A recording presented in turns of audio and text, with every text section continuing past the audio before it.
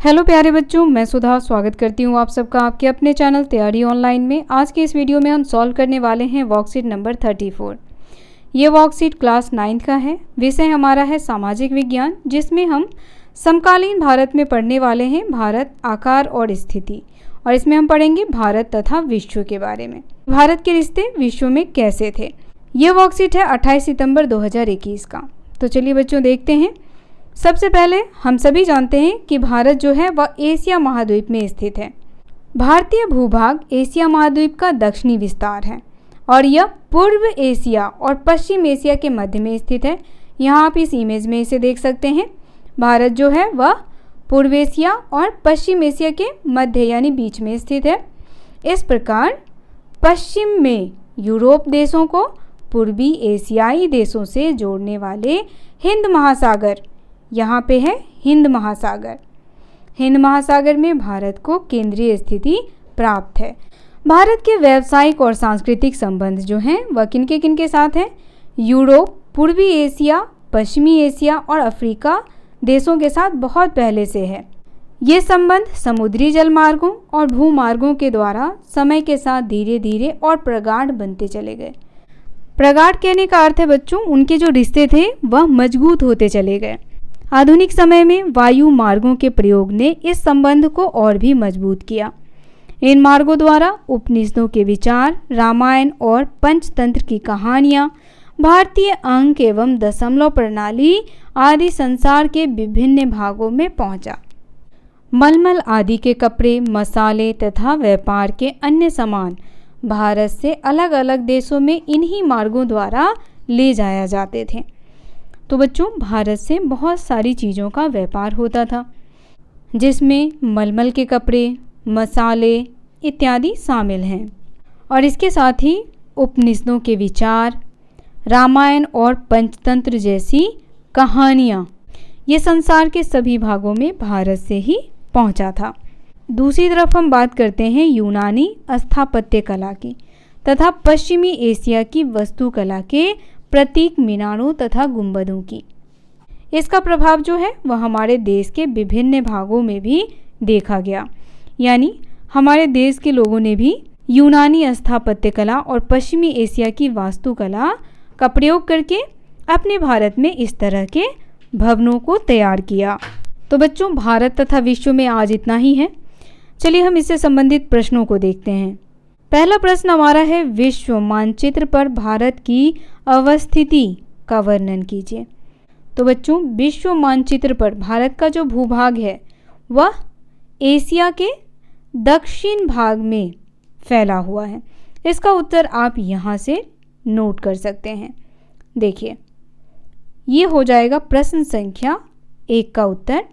भारतीय भूभाग एशिया महाद्वीप का दक्षिणी विस्तार है और यह पूर्व एशिया और पश्चिम एशिया के मध्य में स्थित है। ठीक है, ये हो गया बच्चों प्रश्न संख्या 1 का उत्तर। दूसरा प्रश्न है, भारत के व्यावसायिक और सांस्कृतिक संबंध विश्व के जिन भागों के साथ थे उनमें से कुछ देशों के नाम लिखिए। तो देखिए बच्चों भारत के संबंध जो थे वह उस समय यूनानी देशों के साथ थे, साथ ही पूर्वी एशिया और पश्चिम एशिया और अफ्रीका के साथ भी थे। तो प्रश्न संख्या 2 का उत्तर यहाँ से नोट करें आप। भारत के व्यावसायिक और सांस्कृतिक संबंध यूरोप और पूर्वी एशिया, पश्चिमी एशिया और अफ्रीका के साथ बहुत ही पुराने समय से थे। तो ये हो गया प्रश्न संख्या 2 का उत्तर। तीसरा प्रश्न है, हिंद महासागर में केंद्रीय स्थिति में भारत को किस प्रकार लाभ प्राप्त हुआ? विस्तार पूर्वक लिखिए। तो बच्चों प्रश्न संख्या 3 का उत्तर आप इस प्रकार लिखेंगे, हिंद महासागर में केंद्रीय स्थिति से भारत को बहुत से लाभ प्राप्त हुए।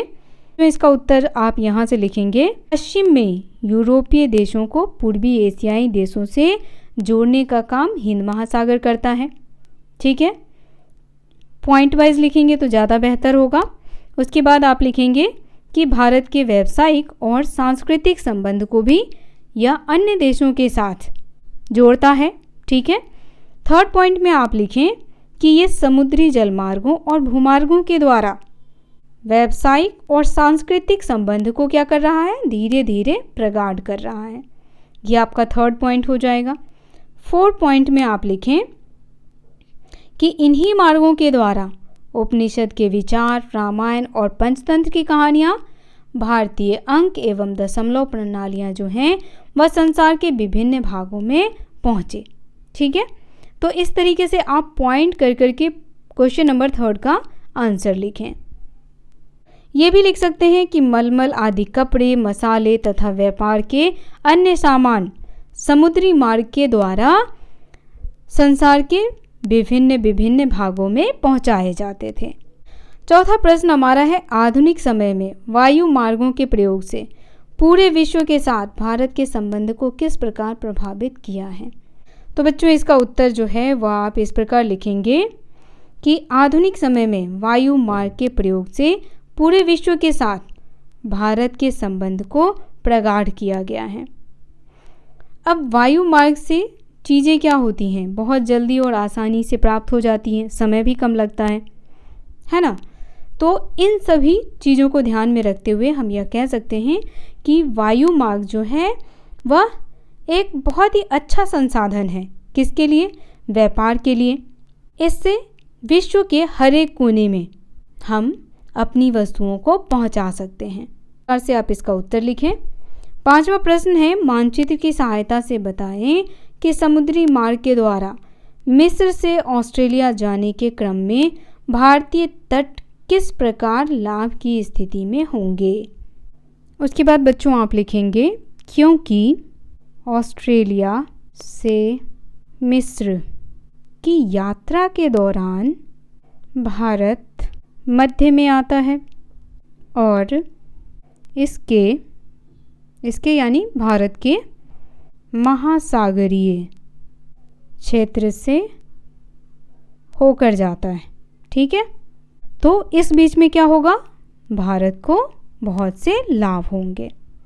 तो बच्चों प्रश्न संख्या 5 का उत्तर जो है वो आप यहाँ से नोट डाउन कर लें। आज का ये वर्कशीट यहीं समाप्त होता है। वर्कशीट आपको कैसा लगा कमेंट करके बताना बिल्कुल ना भूलें। वीडियो पसंद आया हो तो लाइक, शेयर और हमारे चैनल को सब्सक्राइब कर लें। मिलते हैं आपसे अगले वर्कशीट में, तब तक के लिए आप सभी का धन्यवाद।